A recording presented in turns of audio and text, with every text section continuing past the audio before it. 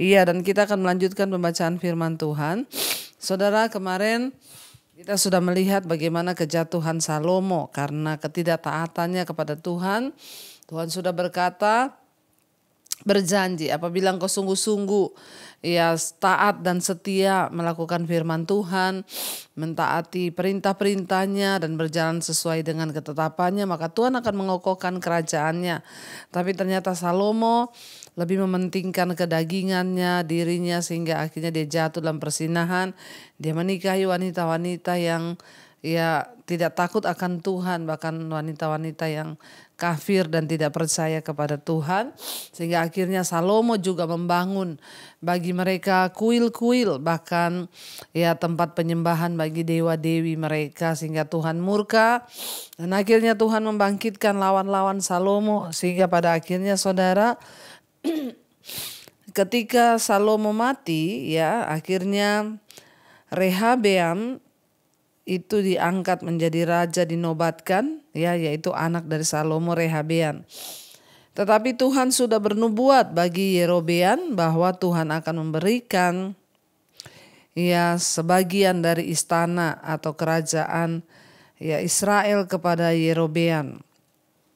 Kemarin kita sudah membaca pada waktu itu akhirnya Rehobeam yang lagi dalam pelarian di Mesir, dia kembali ke Yerusalem. Dan ya dia berkata dengan rakyat itu kepada Rehabeam, mereka meminta agar ya raja yang baru dilantik yaitu Rehabeam yang menggantikan Salomo dapat meringankan beban yang mereka tanggung, karena selama ini Salomo membebankan kepada mereka ya pajak dan juga tunggakan-tunggakan lain. Tetapi akhirnya Raja Rehabeam meminta nasihat kepada orang-orang muda yang tidak berhikmat, tidak takut Tuhan. Dan mereka berkata, ya kamu harus katakan kepada rakyat, jangan ikuti tuntutan mereka. Ya, tetapi katakan kepada mereka bahwa kalau dulu ayahku telah memberatkan kamu dengan tanggungan, maka sekarang aku akan menambah tanggunganmu itu. Kalau dulu ayahku menghajar kamu dengan cambuk, tetapi sekarang aku akan menghajar kamu dengan cambuk yang berduri besi. Jadi Rehabeam memproklamirkan bahwa dia akan menjadi raja yang kejam, bahkan lebih daripada Salomo yang sudah membebankan kepada rakyat tanggungan yang berat. Dia akan semakin lagi memberatkan rakyat. Padahal saudara, tua-tua Israel sudah memberikan nasihat bahwa kamu harus menjadi pelayan bagi rakyatmu. Ya, kamu harus sungguh-sungguh untuk meringankan mereka. Tetapi apa yang terjadi?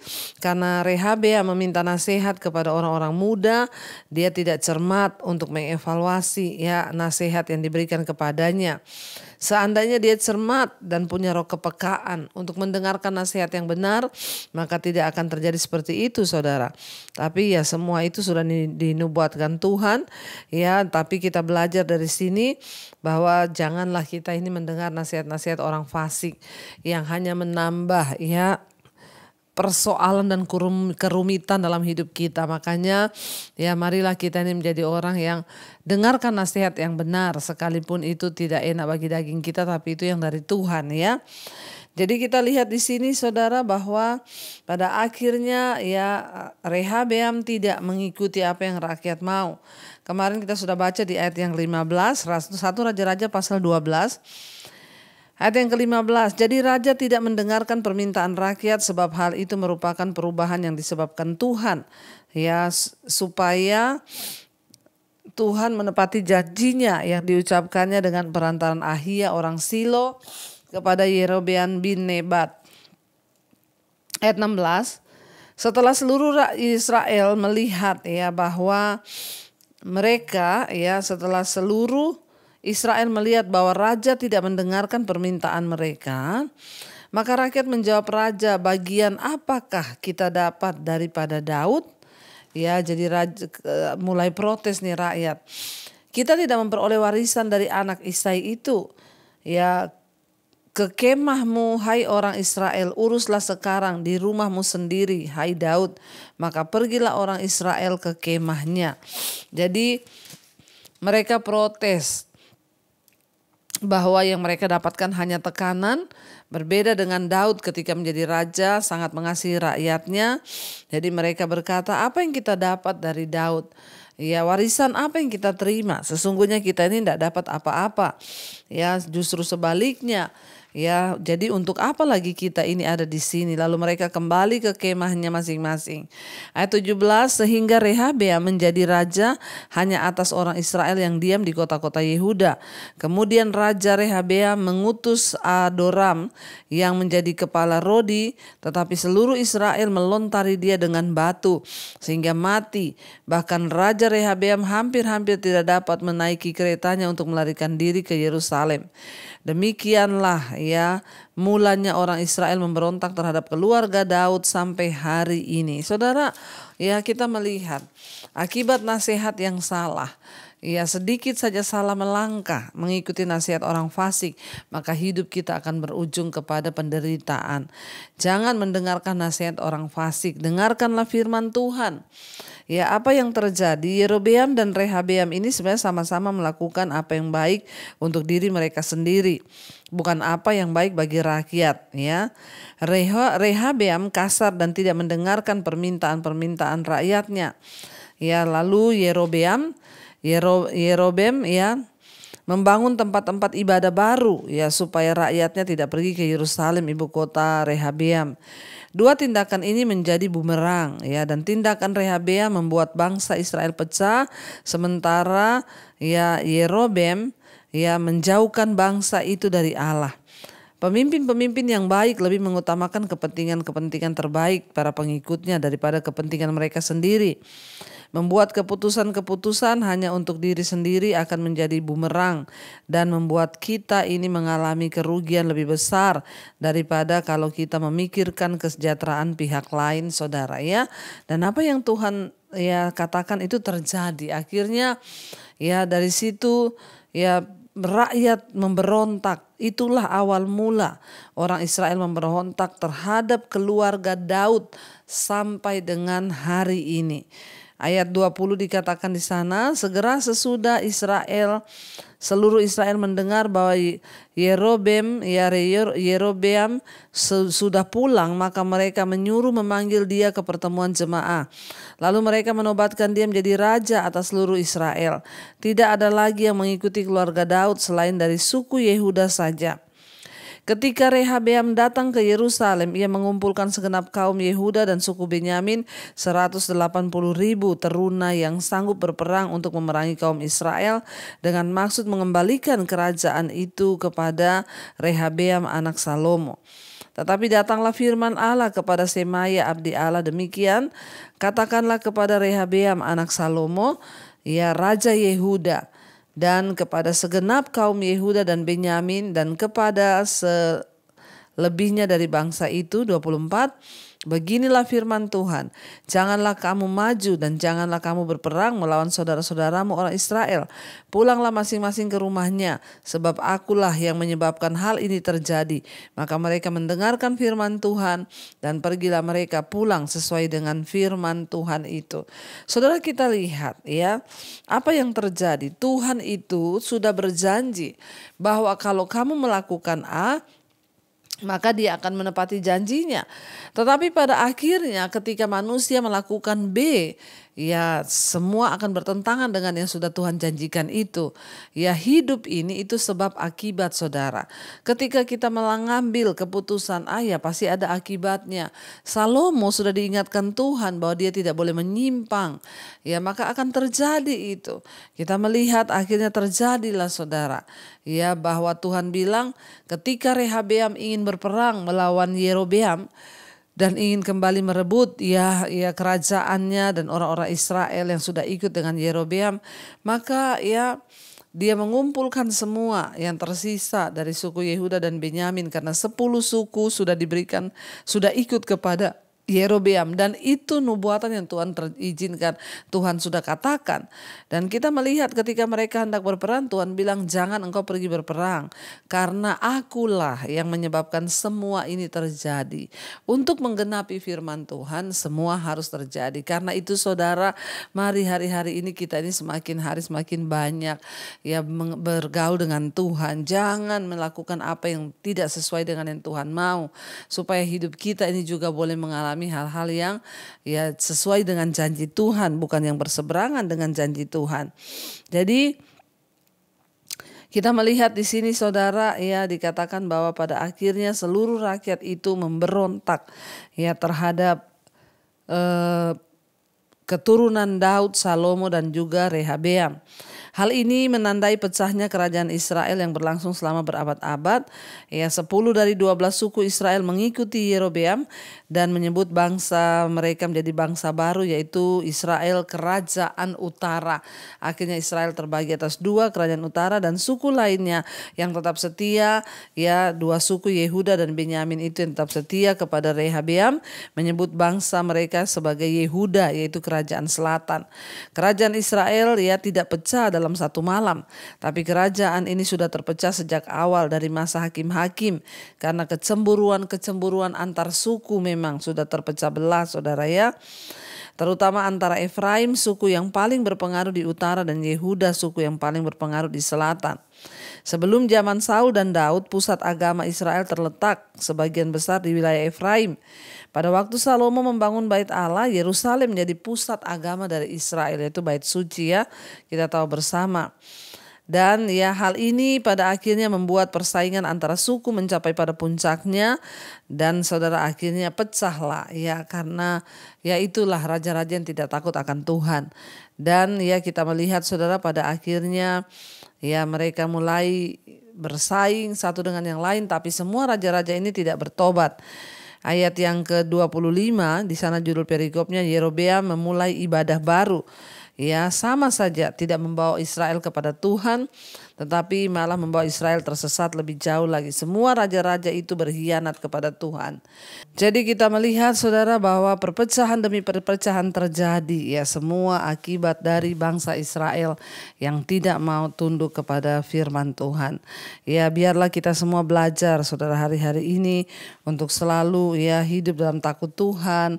Jadi kita melihat saudara, ya ketika seorang raja ya tidak lagi mau mengikuti ya apa yang Tuhan mau, bahkan memang dia sengaja untuk melakukan hal-hal yang tidak berkenan pada Tuhan, maka Tuhan yang membangkitkan. Seringkali yang terjadi itu dalam hidup kita saudara, ya Tuhan izinkan dan kita nggak bisa melakukan apa-apa. Tetapi kita lihat di situ semua karena akibat daripada dosa. Kita lanjut sekarang ya 1 Raja-Raja 12 ayat yang ke-25. Yerobeam memulai ibadah baru. Ketika Rehabeam anak dari Salomo ditinggalkan oleh 10 suku, mereka mengikuti Yerobeam ya. 10 suku yang mengikuti Yerobeam ini ya disesatkan juga saudara, karena Yerobeam memulai ibadah baru yang bukan lagi kepada Allah Israel. Ayat 25, kemudian Yerobeam memperkuat Sikem di pegunungan Efraim lalu diam di sana. Ia keluar dari sana lalu memperkuat Niel ya. Maka berkatalah Yerobeam dalam hatinya, kini mungkin kerajaan itu kembali kepada keluarga Daud. Jika bangsa itu pergi mempersembahkan korban sembelihan di rumah Tuhan di Yerusalem, maka tentulah hati bangsa ini akan berbalik kepada Tuhan mereka, yaitu Rehabeam, Raja Yehuda. Kemudian mereka akan membunuh aku dan akan kembali kepada Rehabeam, Raja Yehuda. Sesudah menimbang-nimbang, maka raja membuat 2 anak lembu jantan dari emas, dan ia berkata kepada mereka, sudah cukup lamanya kamu pergi ke Yerusalem. Hai Israel, lihatlah sekarang Allah-Allahmu yang telah menuntun engkau keluar dari tanah Mesir. Lalu ia menaruh lembu yang satu di Betel dan yang lainnya ditempatkannya di Dan. Maka hal itu menyebabkan orang berdosa, sebab rakyat pergi ke Betel menyembah patung yang satu dan pergi ke Dan menyembah patung yang lain.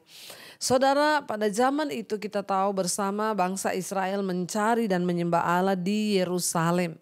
Ya kita masih berdoa sampai hari ini, biarlah Yerusalem ada damai. Tadi siang saya juga baru teleponan dengan seorang tour guide kita dari Israel. Dia berkata apa yang terjadi hari-hari ini benar-benar sangat mengerikan. Ya sudah 1.000 lebih korban meninggal dan masih banyak yang masih luka-luka belum bisa belum bisa didata, saudara. Hari-hari ini orang sudah melarikan diri dan sewaktu-waktu keadaan bisa berubah. Ya kita terus berdoa, saudara. Palestina itu dulu adalah orang-orang Filistin.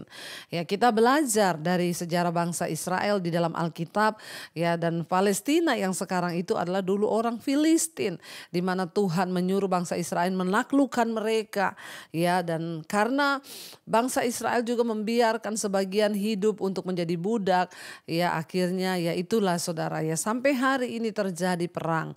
Ya, kita terus berdoa agar ya semua hal-hal yang tidak manusiawi di sana, ya, teman tour guide dari Israel cerita bagaimana pembantaian yang sadis, anak-anak, bayi-bayi dibantai, saudara. Ya biarlah damai bagi Yerusalem. Doakan juga ya grup dari kita yang akan berangkat, mungkin ya kita masih menunggu perkembangan dari Israel sampai hari ini karena tidak mungkin kita masuk dalam keadaan perang dan belum ada penerbangan yang berani untuk mendarat di Tel Aviv sampai hari ini. Ya, dan kita melihat, saudara, pada zaman itu Yerusalem jadi tempat pusat ibadah. Ya, ketika Daud membangun, ketika Daud ya akhirnya ingin membangun bait suci, tetapi ya Salomo yang membangunnya. Dan akhirnya pusat dari penyembahan itu ada di Yerusalem. Nah, Yerobeam tahu, saudara, kalau sampai bangsa ini, dia yang sudah mendapat 10 suku yang memberontak dari Rehabeam anak Salomo. Dan Yerobeam berkata kalau sampai mereka lagi datang ke Yerusalem untuk menyembah Allah di sana, maka bisa saja mereka akan berbalik mengikuti lagi kerajaannya Daud, ya, dan itu anaknya Salomo yaitu Rehabeam.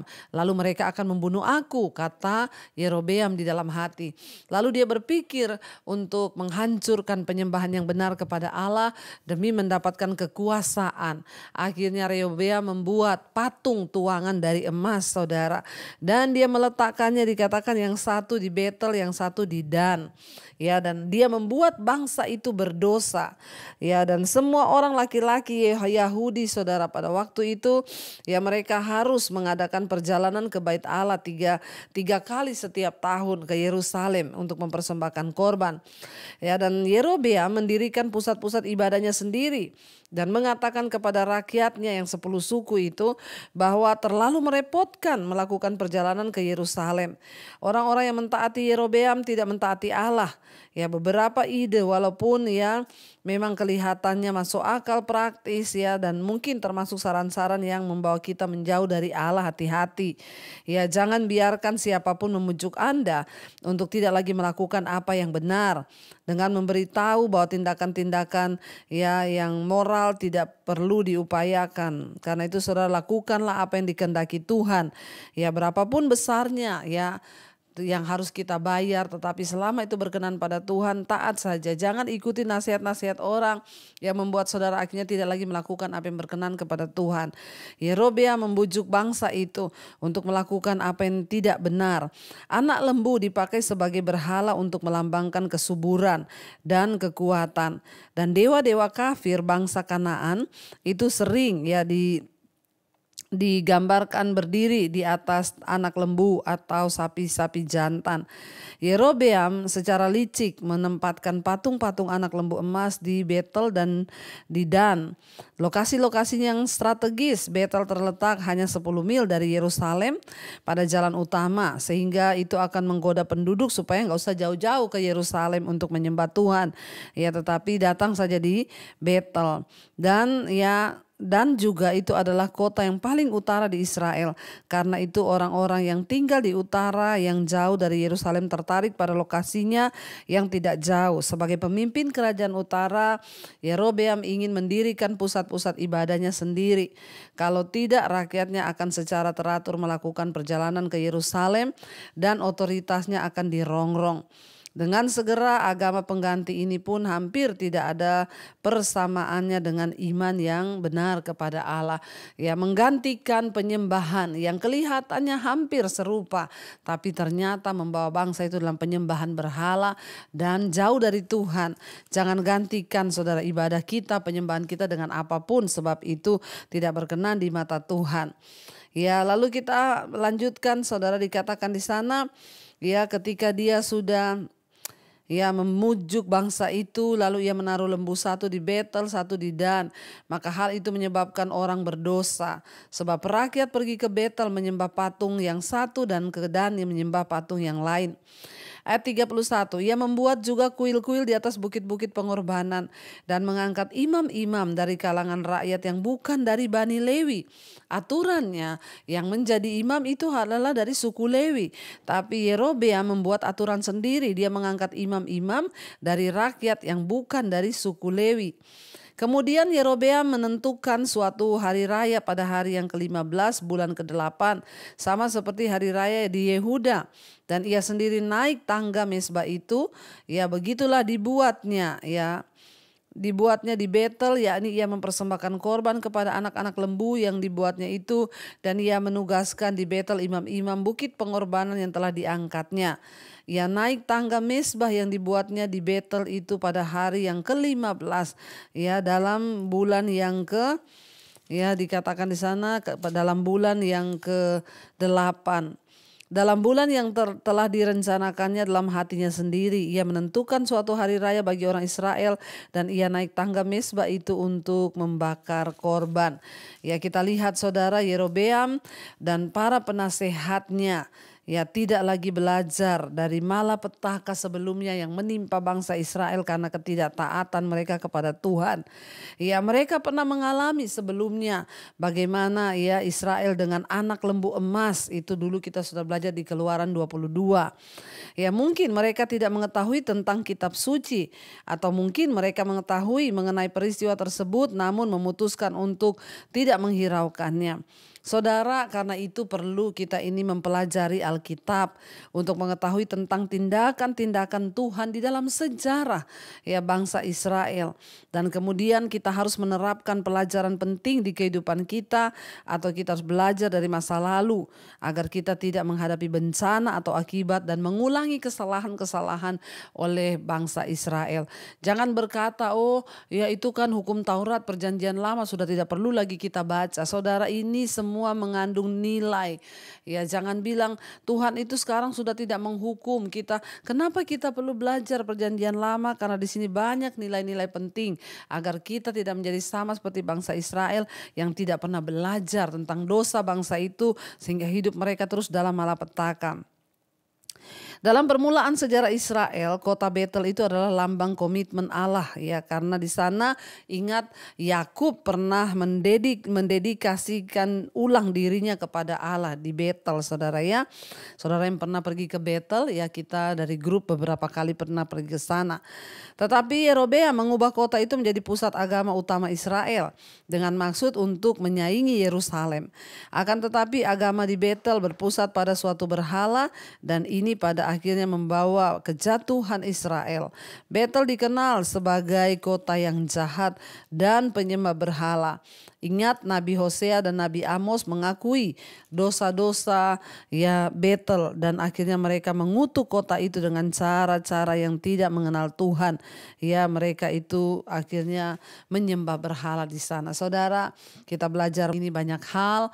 Mari kita kalau mau mendapatkan perkenanan Tuhan, jangan menyimpang ke kanan atau ke kiri. Jangan mendengarkan nasihat-nasihat yang tidak berdasarkan firman Tuhan, tapi biar hati kita mau tetap melekat kepada Tuhan. Mari kita mau tundukkan kepala dan kita mau sama-sama satukan hati, kita berdoa. Terima kasih Bapa, kami bersyukur buat malam ini kami belajar banyak hal dari kebenaran firman Tuhan. Jagai hidup kami, langkah kami untuk senantiasa ada di dalam perkenanan Tuhan kami berdoa Bapa. Apapun yang menjadi pergumulan kami, Tuhan Engkau menjadi jawaban.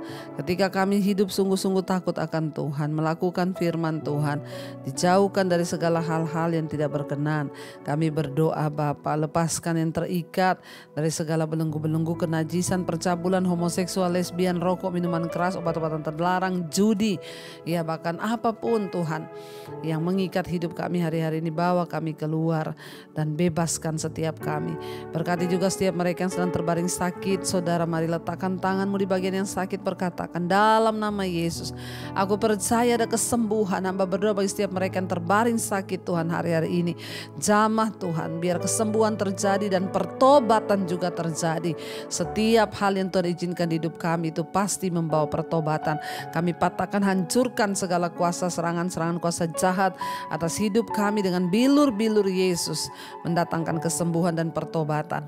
Terima kasih Bapa, berkati juga setiap mereka yang adalah masalah keuangan, hutang piutang. Tuhan turut bekerja mendatangkan kebaikan. Bapa, bawa setiap anak-anak-Mu Tuhan untuk sungguh-sungguh hidup di dalam takut akan Tuhan, sehingga Tuhan setiap persoalan yang kami hadapi boleh Tuhan turut campur tangan. Tuhan yang ingin menjual aset juga Engkau turut bekerja, biar pertemukan dengan yang terbaik dan semuanya boleh berjalan sesuai dengan kehendak Tuhan saja. Berkati Bapa, setiap rumah tangga demi rumah tangga dipulihkan Tuhan. Suami mengasihi istri, istri mengasihi suami.